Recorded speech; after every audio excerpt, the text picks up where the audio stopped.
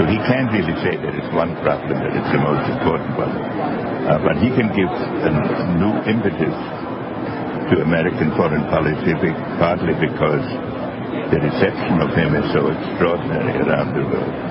I think his task will be to develop an overall strategy for America in this period when really a new world order can be created. It's a great opportunity. It isn't just a crisis.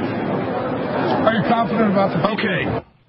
Congressman, specifically, the Trilateral Commission in 74 said that within 3 decades, they would engineer a world banking collapse, knowing their fiat system had to implode, and that they would then offer a global bank that sets currency rates for the major 10 nations or major 10 regions. Club of Rome said it as well. Again, how do we stop this? Well, I think the market will eventually stop it, because what they're trying to impose on us is not workable. It's sort of, but we don't know the timing. We knew the Soviet system wouldn't work because socialism doesn't work, but just look at the pain and the suffering that occurred for many, many decades. But it was predicted by Austrian economics that the Soviet system would collapse, and it did.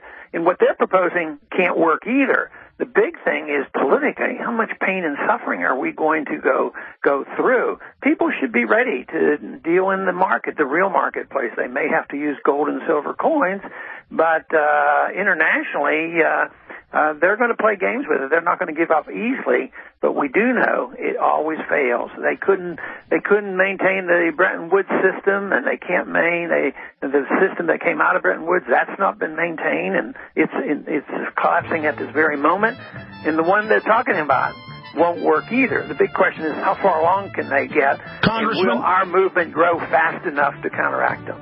Congressman, stay there. I'm skipping this network break, not just the PrisonPlanet.tv break. So, John, just suspend this break as we go out. We're skipping the network break, so we can go right to the end of the hour with Ron Paul. This information is too vital. This is a network break, so stations, stay with us. We're going live continually. Okay, Congressman, continuing here with you, sir, live on air. I've been asking a lot of questions. I've been bringing up a lot of points. What are some points you'd like to make, sir, today to the viewers and listeners? The optimistic side is that we're very pleased with our organization around the country, especially on the college campuses. The more I think about it, the more excited I get about reaching out to a generation that most people believe are all with Obama. I don't happen to believe that. Even the statistics show that they didn't necessarily come out and vote the way that people thought. So that we should have some optimism that we can reach a next generation. But we have a lot of activity going on, but we do live in very, very dangerous times, and hopefully we can work within the system before it breaks down completely, which means people should be involved and try to influence their members and get involved in campaigns and try to get me some help in Washington. Sir, we know that governments love to stage events or use events to get more power and control. Are you worried about Gulf of Tonkin events continuing? Obama has said he wants to deal with Iran and swiftly in the next year. Are you concerned about staged events? Yes, you know, a year or so ago, I think because so many times we had expressed concerns about this, they actually backed off when we were worried about a staged event for an excuse to go into Iran. And Bush backed off, I think, because of some of the publicity we gave to that. But no, I think all big events like that in foreign policy have to have a staged event or use an event that they can claim is the main reason for going in. But policies have not changed on foreign policy. If you listen to his speech, he said nothing that would be different. Well, he is still, going to follow the same foreign policy. Well, that's the good news. I mean, not that he's following the policy, but the good news is I am talking to Obama supporters. We just talked to one on the ground at D.C., and they were admitting, yeah, he is continuing the wars. Yeah, he is continuing the warrantless wiretapping. Yeah, he is saying he's going to keep troops in Iraq basically forever, just a smaller group. Yeah, he is going back on everything he said. So I see them kind of getting apprehensive. So the mainstream corporate media, the establishment, comes in and says, look, he's a good guy. He'll save you. Just do whatever he says, knowing he's carrying the ball for the elite agenda to get through what they want. So can you speak to that? Well, I think this is good that some of the Obama supporters are starting to recognize this, and we shouldn't ignore the fact that some of our allies may well come from the left. The principled liberal or a progressive who doesn't fit the mold of an Obama supporter are very concerned about the same things we are, about the Patriot Act and personal liberty and the foreign policy. And in time, I think that we can work with other groups, because we'll need everybody to point out that it's civil liberties that we want protected. We want personal liberty protected. At the same time, we don't need any more wars, which will help us economically.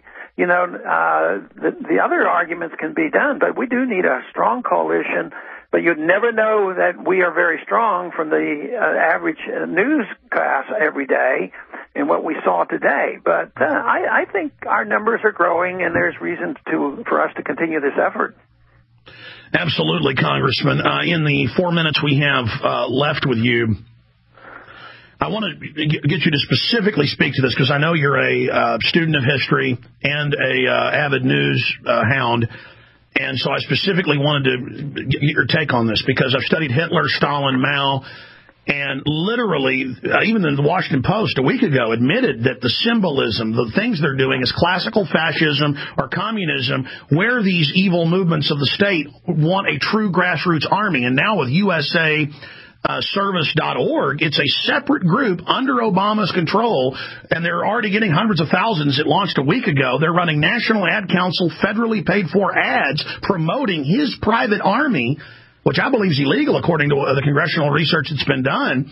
I hope you'll investigate that. So specifically, just on that one issue, there's hundreds. This is classical, the dirtiest, most wicked type of pathogen to a free society, and they're doing it out of the gates. So can you speak to, just the whole messianic thing?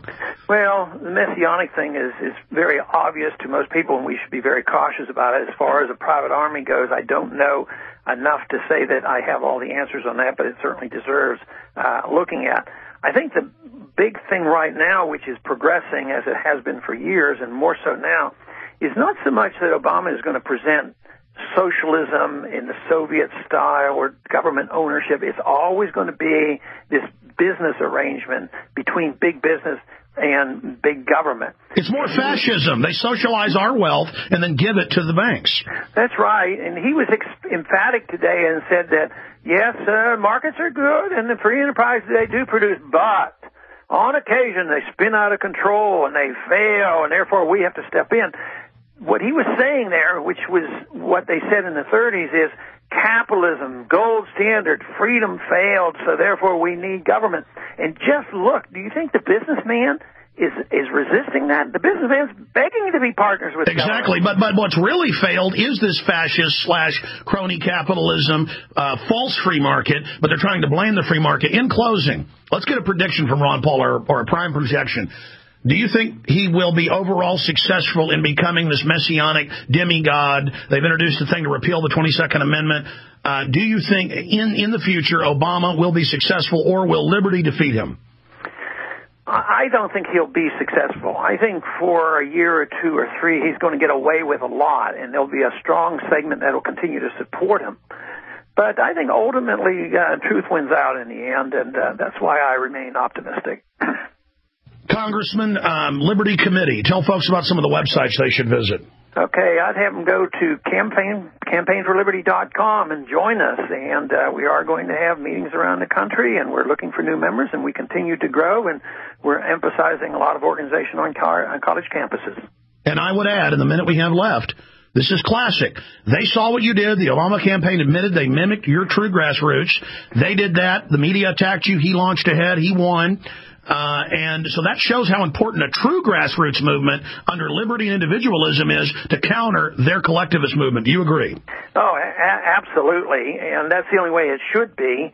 And I feel pleased about that. But like I tried to simplify that, I really believe freedom is a popular issue. I think the thing that... Pardon me? No, I think the thing that's going to sink him, though, is going after the guns. Do you agree? Oh, yeah. The American people aren't going to give up the guns. Can you imagine now the millions of people who have bought gold coins and can't even find them now, realizing what's going on? They're not going to give up their guns, and they're not going to give up their gold. And they say this is an opportunity for the New World Order. In reality, it's an opportunity for freedom, isn't it? Absolutely. We should work hard. Congressman, God bless you. Godspeed. We'll talk to you soon. Thank you for listening to GCN. Visit GCNlive.com today.